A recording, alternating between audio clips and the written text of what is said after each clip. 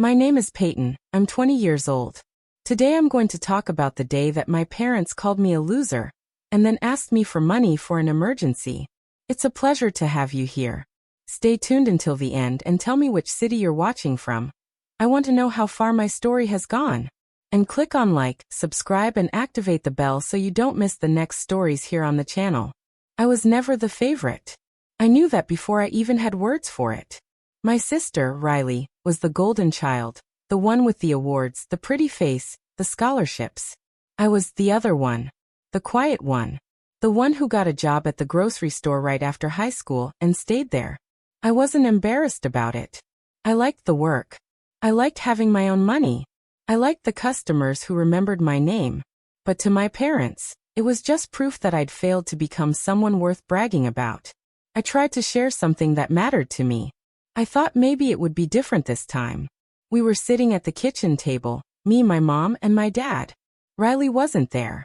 She never came home unless she needed something. I took a deep breath and told them. I'd just been promoted to shift supervisor. It came with a small raise and more hours. I was proud. Not because it was a big deal to anyone else, but because it was a big deal to me. I'd worked for it. My mom didn't even look up from her phone. My dad blinked, took a sip of his coffee, and said, "That's not really anything to get excited about, Peyton." I stared at him. "I thought you'd be happy for me." He scoffed. "What's the next big step?" "Night manager at the gas station." My mom finally looked up. "We just want more for you. You're capable of more than that." That came out like a curse word. I left the table without another word. I didn't slam the door. I didn't scream. I just went upstairs, lay on my bed, and stared at the ceiling. I felt like a paper that had been crumpled and smoothed out too many times. Still whole, but permanently damaged. 3 days later, I was back at work when my mom called. She never called me at work. I picked up, heart already racing. "Your dad's been in an accident," she said. Her voice trembled, and for a moment I felt the old panic rise up. "What happened?" "He was backing out of the driveway and slipped a disc or something. He's in so much pain. We took him to urgent care, but they said we need a specialist. We don't have the money right now, Peyton. We need your help." I didn't even think. I had $2,500 saved in a high-yield account. That was supposed to be for emergencies. I just didn't think this would be the emergency. I transferred the money that same night. She didn't say thank you. Just, "Okay. I'll let you know how the appointment goes." For a few days, I lived in that weird space between anger and guilt. I was angry they didn't appreciate me, didn't celebrate my wins. But I also hated the thought of them struggling. I couldn't be the kind of daughter who turned her back. Then Sunday morning, I was scrolling through Facebook while eating toast in my tiny apartment when I saw the photos. My dad was at a barbecue, standing, holding a beer, laughing with Riley and my uncle. He looked fine. He looked great. My heart dropped. My hands started shaking. I zoomed in on the photo to be sure. There he was. No brace, no wheelchair, no anything. I called my mom. She didn't answer. I texted. Thought dad was in pain. Looks like he's fine. She called back 20 minutes later. He is in pain, Peyton. He just didn't want to miss Riley's thing. Don't be dramatic. Did you use my money for that party? I asked. What money? The money I sent. She sighed like I was exhausting her. We had some overdue bills, and the specialist was expensive. You wouldn't understand. I hung up. I stood in the middle of my kitchen, staring at nothing, as the walls closed in. I felt so small. So stupid. I wasn't a daughter. I was an ATM. That night I didn't cry. I thought I would. But something else happened instead. Something cold and hard settled inside me. Something that whispered, never again. I didn't know it yet, but that moment, staring at a barbecue photo with shaking hands, was the beginning of the end. Something inside me broke, but it was the kind of break that makes room for something new to grow. It would take time. But I was done being the good daughter. And they had no idea what that would mean. After the barbecue incident, something in me hardened. I didn't stop talking to them completely, not yet. I wasn't ready. But I started pulling away in quiet, deliberate ways. Short texts instead of phone calls. Excuses when they asked to meet. Emotional distance before physical. About a week later, I came home from a long shift and found an envelope slid under my door. It was a thank you card. I stared at it, suspicious. My mom didn't send thank you cards. I opened it, half expecting some passive-aggressive message in her handwriting. But it was empty. Completely blank. Just a card with some watercolor flowers on the front. No message. No signature. I sat on the floor and laughed. Not a real laugh. The kind that feels more like choking. A blank thank you card. That was perfect. That was them. Still, I waited for an apology. Some acknowledgement. Maybe my mom would realize what they'd done and say something kind. Or even just honest. It never came. Instead, the next time she called, she asked if I could help them with just a little more. This time it was about their car. Apparently the brakes were acting up. And they needed it fixed quickly so my dad could get to physical therapy. Didn't he already go? I asked, voice low. No, Peyton, that was just one visit. We need to follow up. Don't be petty. I didn't respond. I let her talk until she got tired of hearing her own voice and hung up. My chest ached, but not from guilt. From the weight of seeing everything so clearly. The truth was, I wasn't a daughter to them. I was a safety net they didn't think twice about using. I was backup. I spent that night sitting by the window, knees to my chest. The street outside was quiet, just a few porch lights and the occasional car. I watched a couple walking a dog, laughing about something. Their voices were muffled, but you could hear the affection. I wanted that kind of ease. That kind of safety. And I knew deep down, I'd never find it under the same roof where I'd been made to feel so small. So I made a decision. I'd leave. Not just emotionally. Not just slowly. I'd go. I started looking at rooms for rent the next morning. Nothing fancy, just a shared apartment in a nearby town. I found one above a flower shop. The rent was reasonable. The woman renting it was in her 60s and liked that I was quiet. Said I reminded her of her niece. I gave my current landlord my notice that same week. I didn't tell my parents. I didn't want them trying to convince me to stay. Or worse, act like they were wounded by my choice. The day I moved, I packed everything I owned into 3 boxes and 2 garbage bags. No help. No goodbyes. I left a note on the counter of my old apartment, just in case they came by. I'm okay. Don't worry about me. Just don't ask me for anything else. And then I walked away. The new place smelled like lavender and dust. My room had a window facing the alley and a tiny bookshelf someone had left behind. I unpacked in silence. No one called. No one checked in. I sat on the floor again, but this time, I didn't feel like crying. I felt light.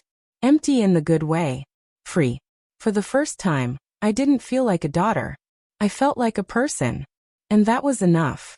But the silence wouldn't last long. Because 2 weeks later, my mother sent me a text that made everything unravel again. Are you ignoring your sister too now? She needs your help. Call me. My thumb hovered over the screen. And in that moment, I realized they would never stop asking. Never stop taking. Not unless I made it impossible for them to reach me. What would you do if it were you? Tell me in the comments. And don't forget to like, subscribe and activate the bell to receive all notifications so you don't miss the next story. I didn't call her back. I stared at the message for a long time before deleting it. My sister, Riley, hadn't spoken to me directly in over a year. The last time she did, it was to tell me I was making mom cry again by not coming home for Thanksgiving. I remembered hanging up and crying in my car outside the store. But now I felt nothing. I didn't owe her anything. Not anymore. But that didn't stop the guilt from crawling in. It showed up like an old wound, the kind that throbs at night. I started second-guessing myself. Maybe I was being cruel. Maybe I was wrong. So I called someone who wouldn't lie to me. My old high school English teacher, Ms. Halperin. She was one of the few adults in my life who had ever really seen me. She picked up on the third ring, surprised but warm. Peyton? Wow. It's been years. You okay? I wasn't, but I said yes. I told her everything anyway. About the money. The party. The thank you card. The text about Riley. She listened without interrupting. When I finished, she exhaled sharply. You're not wrong. You're setting boundaries. That doesn't make you selfish. It makes you human. I cried when she said that. Big gasping sobs. I didn't know how much I needed someone to say it out loud. That conversation marked the real beginning of my exile. Not just from them, but from the part of me that kept believing if I gave more, they would finally love me right. I blocked their numbers. I didn't do it with drama. No messages. No explanations. I just did it. And then I took a walk. The sun was setting, casting long shadows over the sidewalk. I passed families, couples, teenagers laughing with their headphones in. I didn't envy them. I just watched. For the first time, I noticed how quiet my mind had become.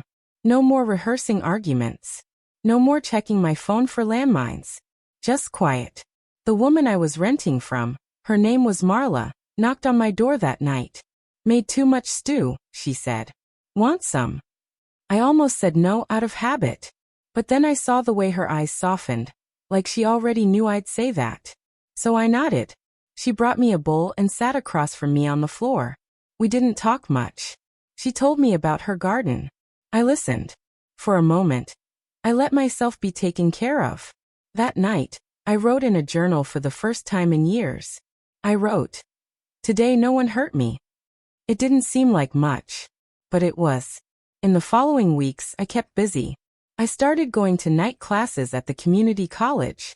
I signed up for therapy through a sliding scale clinic. I applied to a few online internships in digital marketing. I even started volunteering at the flower shop downstairs on Saturdays. Every day, I did one small thing that was just for me. Sometimes it was reading in the park. Sometimes it was drinking tea by the window.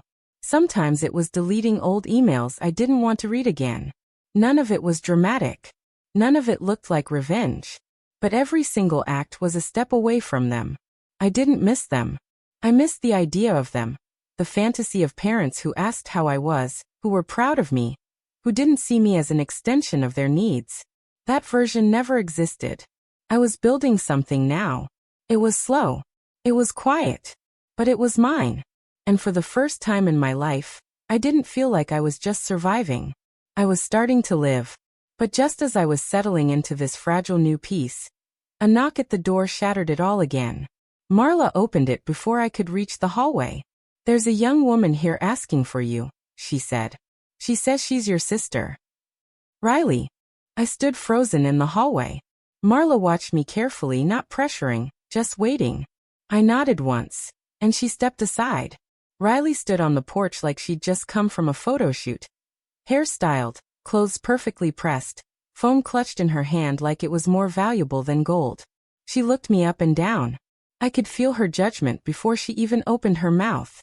"Hi," she said flatly. I didn't respond. She stepped inside without waiting for an invitation. Marla closed the door gently behind her and disappeared back into her apartment. I stood stiffly in the doorway as Riley looked around like she couldn't believe where I lived. "Is this really it?" she asked, nose wrinkling. "It's mine," I said. She gave a little laugh, like I'd said something cute. "Anyway, I came because Mom's been really worried about you. You didn't answer her calls, and she thinks you're going through something." I sat down in the small chair by the window. I blocked her. "And you?" "Yeah, I figured that out." She crossed her arms. "Why would you do that? She's your mother." "She used me," I said calmly. "You all did." Riley's mouth tightened. "We needed help. Families help each other." I shook my head. "No. Families care about each other. You all just take." She rolled her eyes. "So now you're the victim?" I stood up. "I don't need to explain myself to you." "Actually, you kind of do," she snapped. "You left Mom a wreck. She's barely sleeping. Dad's pissed. And now you're acting like we're all monsters." I didn't yell. I didn't cry. I just looked at her and said, "Do you even remember what I told you the last time we spoke?" She blinked. "You said you couldn't come to Thanksgiving." "No," I said. "I said I was exhausted. That I needed a break. And you said I was making Mom cry again. You never asked why I was so tired. You never cared." Riley opened her mouth, then shut it. I continued. I gave up my savings. I gave up my peace. I gave, and all I got back was silence or guilt. And now that I'm gone, you're just upset that your free labor is missing. She didn't say anything for a moment. Just stared at me with something like confusion. Or maybe fear. Because I wasn't the girl who cried in the car anymore. I didn't come here to fight, she finally said, softer now. Mom said you were always dramatic. I didn't realize you were serious. I was always serious. You just never listened. She walked to the door and paused. So this is it. You're done with us. I didn't answer. Fine, she said. But don't come running back when this little independence phase falls apart. I closed the door behind her. And for the rest of the day, I felt raw, angry, unsettled, but not guilty. That night, I couldn't sleep. I got up, paced the room, sat back down, stood again. Eventually, I opened my laptop and signed up for another community college class. Digital storytelling. Something I'd always been curious about. As I hit register, I realized something. I wasn't rebuilding myself for them to see. I was doing it so I could see who I really was. And I was only just getting started. But the next time I heard from my family, it wasn't through Riley. It was a letter. From my father. The envelope was heavy, like it carried more than paper. My name was written on the front in my dad's blocky handwriting. No return address. No stamp. Someone had dropped it off in person. I didn't open it right away. I placed it on the counter, and went about my day like it wasn't sitting there, staring at me. But every time I walked past it, I felt the pressure of it, like a stone pressing into my spine. By evening, I couldn't stand it anymore. I sat down, took a deep breath, and opened it. It wasn't long. Just a few lines scribbled in blue ink. Peyton, I don't know what kind of lies your mother and sister have been telling you, but this behavior is unacceptable. You're still part of this family whether you like it or not. And families don't walk away. They work things out. You're young. You don't know how hard life gets. We've done our best. You should be grateful. Dad. I read it 3 times. Each time, the rage built deeper. There was no apology. No acknowledgement. Just more guilt, more pressure, more denial. My father had never once admitted any wrongdoing in my entire life. And now, with this letter, he managed to rewrite the past like he was the one who'd been wronged. I folded it neatly and slid it back into the envelope. Then I walked out to the alley behind the apartment and dropped it into the trash. I stood there for a long time, staring at the lid of the dumpster. And then I said it out loud. I'm done. That night, I did something I never thought I would do. I reached out to my therapist and asked if we could meet twice a week instead of once. I think I need help cutting the last thread, I said. She didn't ask what the thread was. She just said, let's do it. In our sessions, I finally talked about the little things I'd buried. Like the time I made honor roll in 9th grade, and my parents didn't say a word. Or the way my mom used to compare my body to Riley's in front of relatives. Or how they told me not to expect too much out of life because I wasn't built for success. I let all of it out. And slowly, I began to understand. The love I had been chasing wasn't real. It was conditional. Performative. A transaction I could never afford. One afternoon, Marla knocked on my door again. She held out a small potted plant. Figured your windowsill could use some life, she said. I took it, smiling. Thanks. She nodded, then hesitated. I overheard some of that conversation with your sister. Hope you don't mind me saying, your voice was steady. That's not easy. I looked at her, surprised. It didn't feel steady. That's how it always feels right before we grow. I kept the plant by the window. Watered it every morning. Watched the leaves stretch toward the light. 2 months later, I got a new job. Not at the grocery store. Not in customer service. A local nonprofit needed someone to manage their online presence. I had enough experience from my classes and freelance work to get the position. It came with decent pay, benefits, and most importantly, peace. I didn't tell anyone in my family. I didn't post about it.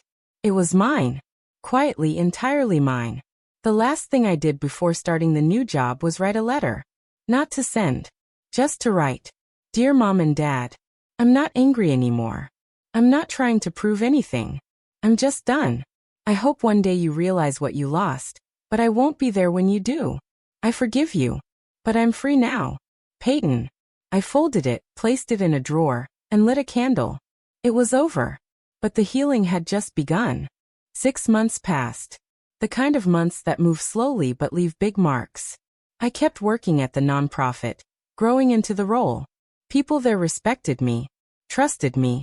I learned how to speak in meetings without second-guessing every word. I got my own desk, a little plant beside my monitor, and a drawer full of colorful pens I actually liked using. No one yelled at me. No one made me feel like I owed them for existing. I started sleeping through the night. Marla and I became closer. She called me her quiet tenant with the loud heart. I helped her fix her porch steps, and she taught me how to make soup from scratch. We had dinners together on Tuesdays. Sometimes we didn't talk much. Just being in the same room was enough. One morning in early spring, I got a message from a number I didn't recognize. It was Riley. Just one line. Mom isn't well. I stared at it for a long time. She didn't say what kind of not well. Didn't ask how I was. Didn't even say please. I didn't respond. 3 days later, a card arrived. Not from my parents. From my Aunt Elaine, my dad's sister. She was one of the few relatives who had ever been remotely kind to me. The note inside was short. Peyton, I thought you should know your mom was hospitalized last week. I'm not writing to make you feel guilty. I just figured you'd want the truth, not a filtered version. I hope you're okay. Love, Aunt Elaine. I didn't cry. I didn't rush to the hospital. But I did sit on the edge of my bed and let the weight of that information settle. Did I want to see her? Did I want closure? No. What I wanted was peace. And I already had it. My mom might be sick. She might even be dying. But I had already said goodbye. The grief I carried wasn't new. I had been mourning the idea of a loving mother my whole life. This news didn't reopen a wound. It just reminded me of how far I'd come. 2 weeks passed. I went to work. I watered my plants. I made soup with Marla. And then one Friday afternoon, I got a message from my therapist. You're not responsible for anyone's healing but your own. It was from a session we'd had months ago. But she'd sent it again out of the blue. I took a deep breath, looked around my little apartment, and felt something I hadn't felt in years. Pride. I had built a life that didn't revolve around proving my worth. I had survived a home that never saw me. And I had done it without shouting. Without revenge. Just silence, distance, and the soft rebellion of taking care of myself. That weekend, I took the train to the coast. Just me, a thermos of coffee, and a book. I sat on the sand, watched the tide come in, and thought about the girl I used to be. The one who cried in her car. The one who begged to be seen. I whispered to her, "You made it." And the wind carried that truth out to sea. I didn't need an ending wrapped in bows. I didn't need my parents' apology. I had something better. Peace that no one could take away. I was no longer the daughter begging for love. I was just Peyton. And that was more than enough. If you like stories like these, click like, subscribe, activate the bell and send it to someone you think will also like it.